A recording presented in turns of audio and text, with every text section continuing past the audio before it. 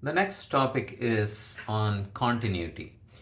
We talk about continuous functions in calculus, and we want to define continuity of a function at a specific point. So we say f is said to be continuous at some point x equal to a. So a is a number on the x-axis when these three conditions are met. What is the first condition? The first condition is as x approaches a f of x, the limit should exist, which means when you approach a from both left and right side, they should both land up at the same point, same y value. So that's the first condition. And the second condition is f of a should be defined. So you can't have a to be outside the domain of the function. So a should be inside the domain of the function. And then the third condition is the limit that we calculated in step 1 is equal to whatever we have defined in the step 2. So limit of f of x as x approaches a should be equal to f of a. Now, for all polynomial functions, in fact, so let's look at some examples.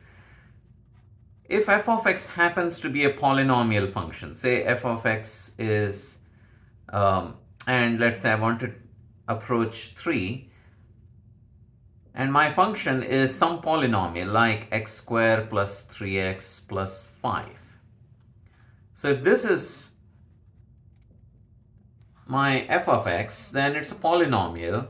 And in fact, I have found the limit by simply plugging that number. And I get some answer. So 9 plus 9 is 18 plus 5 is equal to 23. And in fact, for a polynomial function, the domain is negative infinity to infinity, which means f of a will be defined. And we also notice that f of a, how do you get f of a? In this case, f of 3 is by again plugging that 3. So you're going to get the same answer, which means all polynomials are continuous functions for all numbers. Now, where we may have to doubt ourselves, or where we are not sure until we evaluate the limit and then also look at the value of the function, is in this example. Let's say I'm defining f of x to be equal to 0 if x is less than 0 and is equal to x squared if x is greater than or equal to 0. All right, which means whenever x is less than 0, the function is 0 itself, which means the graph is on the y-axis, on the x-axis.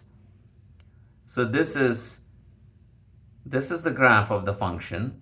It is 0 for whenever x is less than 0, which means I will be drawing this line until I hit this point at the origin. And beyond that, it's not equal to 0. It's something else. So if x is greater than or equal to 0, it is x squared. So when x is 0, it is x squared, which means this is equal to 0. So the hole is actually filled because when x is 0, it's defined as x squared, and 0 squared is again 0, and then it's a parabola. So it's going to go like that. All right, so this is the graph of our function f of x. So notice you can see that the function is continuous at 0. Now, what does it mean for a function to be continuous for the graph? Well, you would be able to draw the graph without lifting your pencil.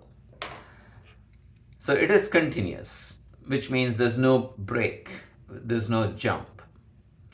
Now, if I were to do the algebra and find limit x approaches 0 of f of x, that means I need to consider what happens when x is approaching from the left, then the function value is 0. Whenever x is less than 0, which means if you're approaching from the left, you're 0. And what about approaching from the right of f of x? This is going to be limit x approaches 0 plus of x square. And this time we are traveling on this parabola, which is again going to 0.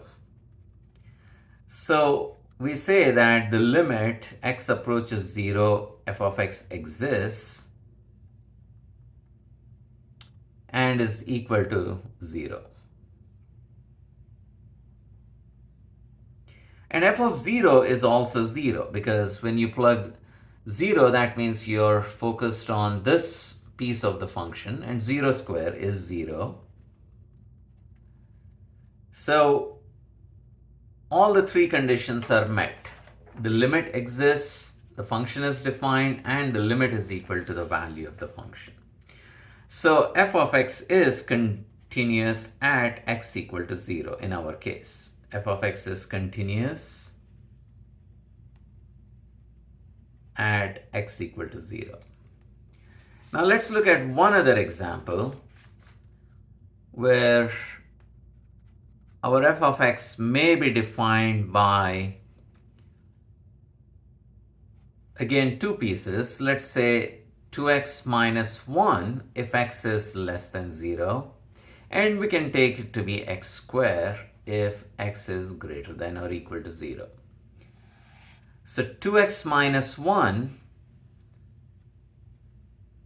is a straight line with slope 2 and y-intercept of -1, which means we start here on the y-axis at -1 and go up 2 and right 1. That's the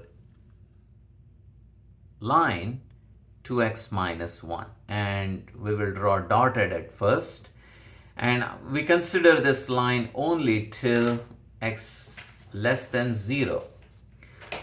So that means whenever x is less than 0, on the negative side, our f is defined by this, but we can't take this. There is a hole at the y-axis, and it's equal to x square if x is greater than or equal to 0. Y equal to x square is the parabola that goes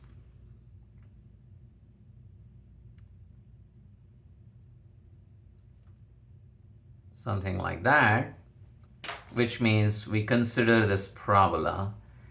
It's part of the parabola for x equal to 0, and it's going this way.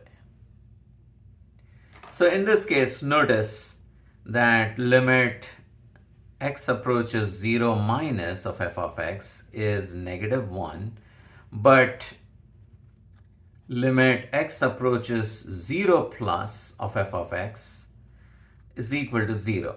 So that means if these numbers are different, we say limit x approaches 0 of f of x does not exist. So this does not exist. So if it does not exist, then it's breaking the first requirement, which means this function is not continuous. And you can see, you cannot draw the graph of this without lifting your pencil, because you would be drawing something like this, then you would have to jump and go to that point and then keep going. So these two examples illustrate how we can use the definition of continuity to figure out if a function is continuous at a given point.